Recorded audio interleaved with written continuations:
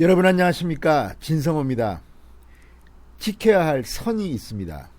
그런데 지금 추미애 법무부 장관은 그 선을 넘은 것 같습니다. 추미애 법무부 장관은 그동안 SNS 글 그리고 많은 연설을 통해서 독특한 은행을 보여봤습니다. 하고 싶은 말은 다 합니다. 그렇지만 듣는 사람에 따라서 상당히 불편합니다. 마치 자신이 검찰개혁의 수호자처럼 이야기합니다. 그러나 그것을 믿는 국민이 얼마나 되겠습니까? 여론조사에서 잘 나타납니다. RN서치 조사를 보면 추미애 법무부 장관의 검찰 간부 인사 5대3 정도의 비율로 국민들이 추미애 장관이 잘못했다고 생각합니다. 서울이 가장 심각합니다. 서울은 60%가 넘는 사람들이 추미애 법무부 장관의 검찰 인사를 비판합니다. 잘했다는 사람은 절반도 안 됩니다. 자, 이제 추미애 법무부 장관의 꿈이 무엇이든 간에 그것이 서울시장이든 대통령이든 이미 물 건너갔다는 생각이 듭니다. 그래도 문재인 지지자들은 좋아할지 모르겠습니다. 하지만 근본적으로 추미애 장관은 문바들과는 궁합이 맞지 않습니다. 이미 과거에 노무현 대통령 탄핵에 앞장선 경력이 있기 때문입니다. 삼보 1배 하던 사진 기억나십니까? 드루킹 사건을 고발해서 김경수를 법정에 서게 한 것도 사실 추미애 당시 민주당 대표가 제공한 일입니다. 이런 흑역사가 있는 추미애 장관입니다. 그런데 이번에는 그런 흑역사를 만회하기 위해서인지 정말 선을 넘어서 도가 지나치다 싶을 만큼 정권에 아부하는 모습을 보여왔다는 비판을 받고 있습니다. 그런 추미애 장관이 드디어 이제 융단 폭격을 받고 있습니다. 검찰개혁. 자, 추미애 장관이 쓸 수 있는 가장 강력한 카드는 인사권입니다. 그 인사권을 추미애 장관은 써버렸습니다. 6개월 동안은 이 검찰 간부 인사권은 못 씁니다. 물론 추가 검찰 인사가 있지만 이미 검사장급 이상 간부들은 발령을 다 내놓은 상태입니다. 힘이 떨어질 겁니다.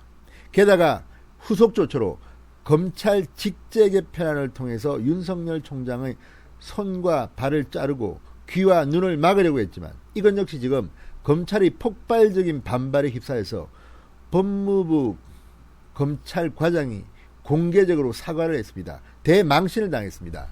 법무부 검찰과장의 사과는 추미애의 사과라고 해석될 수 있습니다. 자, 이런 가운데 이번에는 청와대 안방에서 난리가 났습니다. 흔히 저쪽 진영 문재인 지지자들의 정가의 보도처럼 사용해왔던 청와대 청원 게시판이 지금 난리가 났습니다. 아나무인 추미애 장관을 탄핵하라는 청원이 올라왔는데 20만 명을 돌파했습니다. 자, 20만 명을 돌파하게 되면 청와대 측은 이에 대한 답변을 해야 합니다. 이제 답변을 해야 할 의무가 생긴 겁니다. 조만간 청와대는 추미애 장관을 탄핵하라는 이 청원에 답을 해야 합니다. 물론 추미애를 탄핵하겠습니까마는 추미애 장관은 정말 이래저래 망신살이 뻗쳤다는 생각이 듭니다. 진성호의 융단 폭격 시작합니다. 추미애 법무부 장관을 융단 폭격합니다. 방송에 앞서 아직 진성호 방송에 구독자가 아니신 분들은 붉은색 구독 버튼 눌러주십시오. 더 좋은 방송으로 보답하겠습니다. 자, 오늘 오후 2시 30분 현재 청와대 국민청원 게시판에 올라온 추미애 장관 탄핵이라는 제목의 이 청원 20만 4,659명이 동의했습니다. 20만 명을 넘어섰습니다.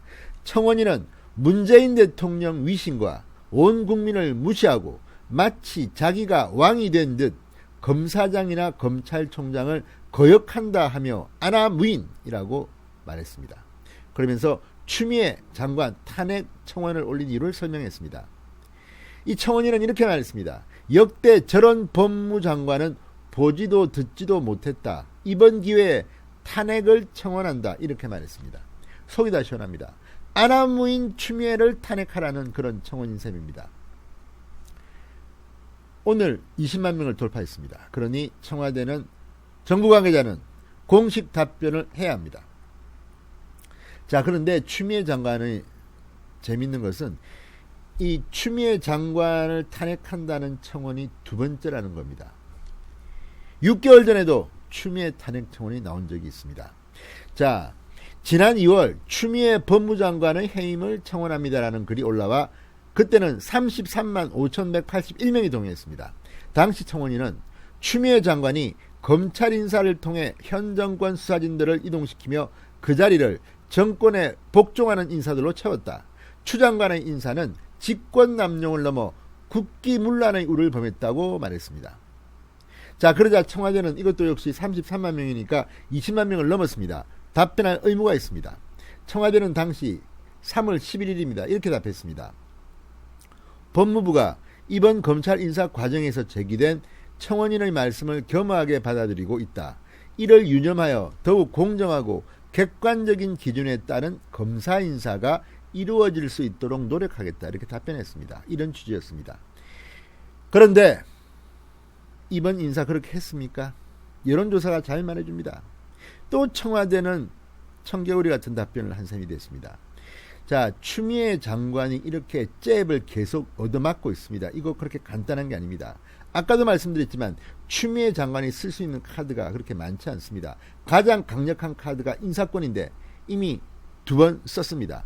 쓸 때마다 비판을 받았습니다. 언론의 문매를 받았습니다. 본인은 뭐 공정하다고 자찬하고 있지만 그것을 믿는 국민이 얼마나 되겠습니까? 여론조사에서 다 나타나지 않았습니까? 이 여론조사는 실제보다는 더 정권 측에 유리한 여론조사로 보입니다. 왜? 문재인 대통령의 지지율이 48인가 나온 여론조사였습니다.